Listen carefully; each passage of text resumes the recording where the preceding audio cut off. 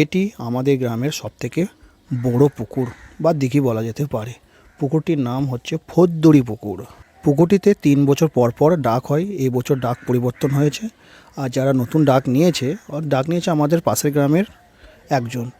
সে এই বছরে নৌকা নিয়ে এসেছে তার পুকুরে ব্যবহার করার জন্য, অর্থাৎ খাবার দেওয়ার জন্য, মাছ ধরার জন্য আর পুকুর পরিষ্কার করার জন্য।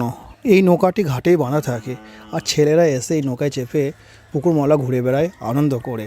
আমি আজকে একটু নৌকায় চেপে ঘোরাঘুরি করছি। গ্রামের প্রথম নৌকা এসেছে, একটু ঘোরাঘুরি করতে খুবই ভালো লাগছে। সকলেই ঘোরাঘুরি করে আর নৌকায় চেপে ঘোরাঘুরি করা একটা আনন্দেরই বিষয়, মজার বিষয় এবং ভালোও লাগে। পুকুরের মাঝখানে এসে ফটো তোলা এবং মাঝখানে এসে ঘোরাঘুরি করা খুবই ভালো লাগে। এই পুকুরের গভীরতা খুব একটা বেশি নয়। আর এই নৌকাগুলো যে জলে ভেসে বেড়ায় সেটা আর্কিমিডিসের নীতি অনুযায়ী ভাসে, আর্কিমিডিসের নীতি অনুযায়ী ব্যাখ্যা করা যায় এবং প্রবলতা বল দিয়েও ব্যাখ্যা করা যায়।